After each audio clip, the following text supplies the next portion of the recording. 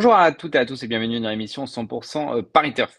On va étudier avec mon collègue Florent Béas la réunion du dimanche 4 mai 2025 sur l'hippodrome de Paris-Longchamp. C'est au programme 10 courses dont l'attraction c'est le prix d'Hédouville, un groupe 3. Il y aura bien évidemment le traditionnel Quintet Plus. Bonjour Florent, ça va? Salut François, ça va, merci. Bonjour à tous. Allez, on attaque tout de suite avec le prix de la Seine. C'est une listed pour des femelles de 3 ans. Potentiellement, c'est le prix de Diane qui est au bout du chemin. Florent, tes deux préférés.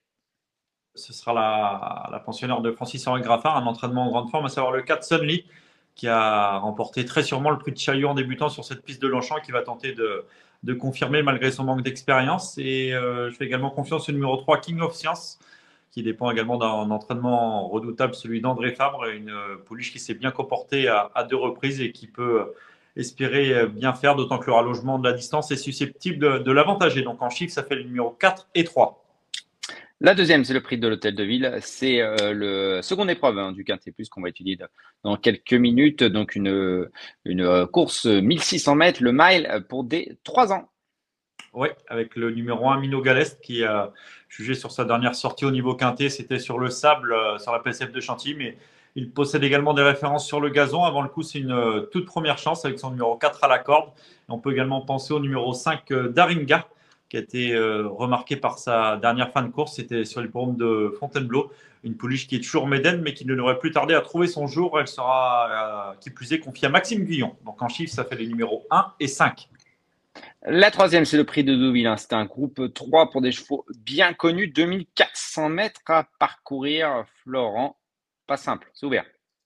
Bah oui, ils ne sont que 6, mais attention, parce qu'on peut logiquement faire confiance à Jonko, hein, qui possède de sérieuses références, mais il a le désavantage d'effectuer sa rentrée après 11 mois d'absence, après avoir connu un petit souci.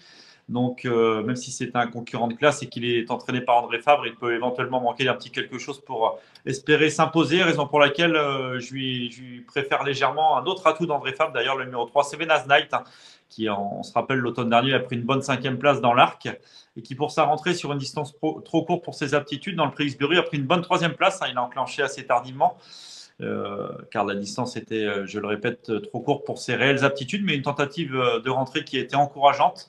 Il retrouve l'hippodrome de Longchamp qu'il affectionne. Il a déjà vaincu à 3 reprises en 6 tentatives sur l'hippodrome du Bois de Boulogne et peut mettre à profit sa condition avancée pour espérer renouer avec la victoire. Donc en chiffre, ça fait le numéro 3 et 6, mais on peut également penser à Sibayan, un plaisant lauréat pour sa rentrée à Compiègne, on le surveillera. Et au numéro 5, Arrow Eagle, hein, qui a repris de la fraîcheur suite à son meeting de Cannes, lui qui va découvrir la distance de 2400 mètres. La quatrième, c'est le prix de la ville de Paris. C'est le Quintet Plus, le top 5 du jour. 16 concurrents sont au départ. Ouais, un quintet comme beaucoup de quintets de plat, mais qui est particulièrement ouvert, hein, réservé à des 3 ans plus ou moins expérimentés, des concurrents qui peuvent progresser d'une sortie à l'autre. Donc, c'est pas forcément évident de les classer. J'ai fait confiance à 2 concurrents qui m'ont bien plu visuellement lors de leur dernière tentative, à savoir le 5 Acto et le 6 El Pequeño.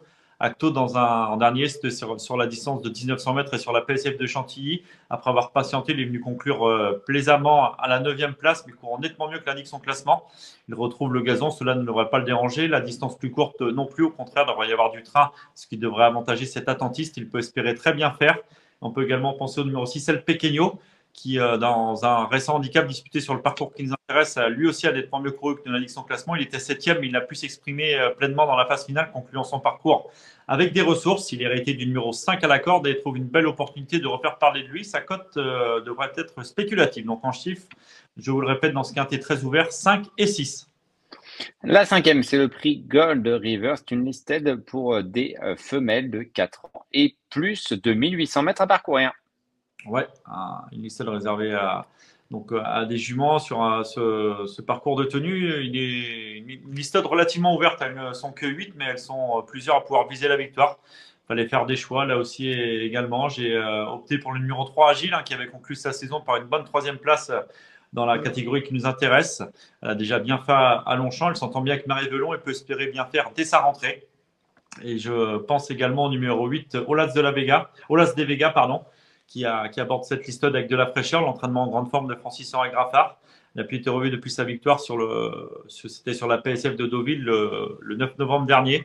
Elle devrait apprécier le bon terrain, un terrain qui est annoncé bon souple, on peut le rappeler, ce dimanche à Longchamp, et qui, confié à Christophe Soumillon, peut espérer obtenir du black type ce dimanche face aux uniques femelles. Donc en chiffres, ça fait les numéros 3 et 8.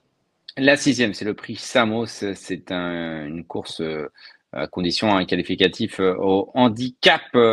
16 concurrents au départ. Pas simple non plus, 1950 mètres. Non, non, avec une arrivée jugée au deuxième poteau, hein, comme les différentes courses de cette fin de réunion. Les 5 dernières courses de cette réunion disputées à Longchamp se dérouleront avec une arrivée jugée au deuxième poteau, une course à condition pas simple à déchiffrer.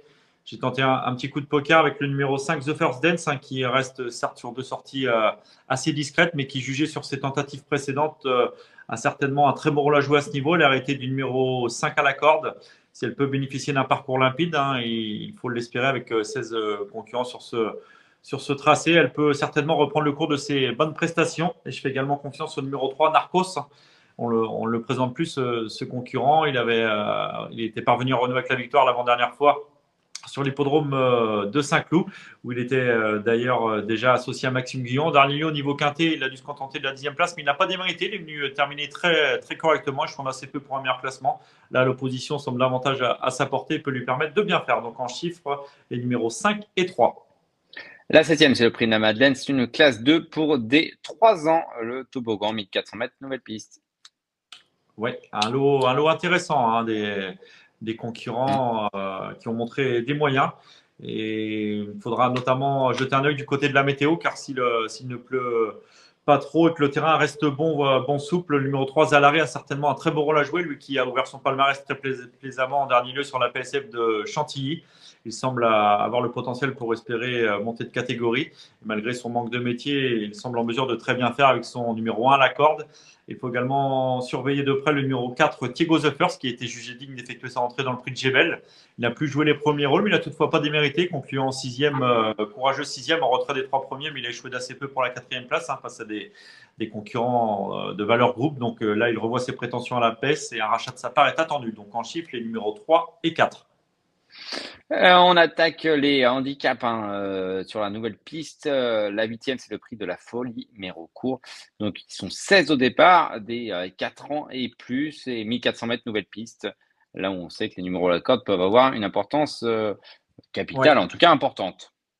C'est vrai sur ce parcours du toboggan, quand la piste est plutôt rapide, ce qui devrait être le cas dimanche, les places à la corde ne doivent pas être négligées, loin de là. J'ai d'ailleurs opté pour le numéro 1 à la corde, à savoir le numéro 9, Ice Cream for Ice Cream, qui a été remarqué en dernier lieu sur cette piste de Longchamp. On sent une concurrente qui semble proche de sa course, elle est sur la montante et associée à Christiane Demuro va tenter d'ouvrir son palmarès. Et on peut également surveiller de près un autre concurrent qui a arrêté d'un petit numéro de corde, en l'occurrence le 3 à la corde pour le 16 On Lockdown, qui reste sur plusieurs tentatives très honorables. Il ne devrait plus tarder à trouver son jour et semble bien engagé dans cette épreuve et nous conseillons de le suivre de près. Donc en chiffres, ça fait les numéros 9 et 16. La 9e, c'est le prix de la requête. Même combat, deuxième course, handicap, deuxième épreuve. Pardon, je vais y arriver. Ouais. Deuxième épreuve. À nouveau, un petit numéro de corde avec le numéro 8, Monsiou, qui vient de trouver une juste compensation en s'imposant pour son retour sur le gazon. Une nouvelle fois confié à Christiane Demuro, il peut espérer confirmer malgré sa pénalité. Et j'attire également votre attention sur un concurrent expérimenté, hein, qui brilla notamment par le passé au niveau quintet, à savoir le 3, J'aurais dû, un pensionnaire de Cédric Boutin qui vient d'effectuer une bonne rentrée, hein, sur l'hippodrome de Compiègne. Il devrait logiquement être monté en condition sur cette reprise de contact et qui, en valeur 26,5, semble avoir une belle carte à jouer. Donc en chiffres, ça fait les numéros 8 et 3. Le 10e et dernière, c'est le prix de Popincourt, la 3e épreuve. Une nouvelle fois, on fait confiance à la forme. Va tenter avec une jument qui va tenter de progresser plus rapidement que l'handicapeur, c'est le numéro 2, Teranga. Elle a certes été pénalisée de 5,5 kg suite à ses 2 dernières victoires, mais en dernier lieu sur la PSF de Chantilly, elle s'est vraiment imposée sûrement, très sûrement, hein, plus facilement que ne l'indique l'écart à l'arrivée. Elle peut profiter de sa forme pour tenter de tripler la mise, confiée à Maxime Guyon. Et on peut également penser au numéro 9, Hachki, un concurrent qui, du haut de ses 10 ans, conserve de très beaux restes.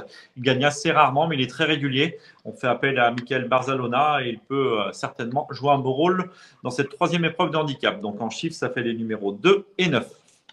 Les 10 courses ont été détaillées. Maintenant, on va écouter ton cheval de la Réunion. Une réunion qui est très intéressante, mais pas simple. Et il faut parfois tenter la spéculation. Dans le quintet, le 405 Acto hein, m'a bien plu en dernier lieu sur le sable. Son retour sur le gazon est attendu. Et il a certainement les moyens, s'il peut bénéficier d'un parcours limpide, ce bon finisseur, de jouer un beau rôle. Le 405 Acto. Merci beaucoup, Florent. Merci à Manon en régie. Puis on vous souhaite un beau dimanche avec plein de bons paris surtout. Bonjour à tous. À bientôt. Bon jeu.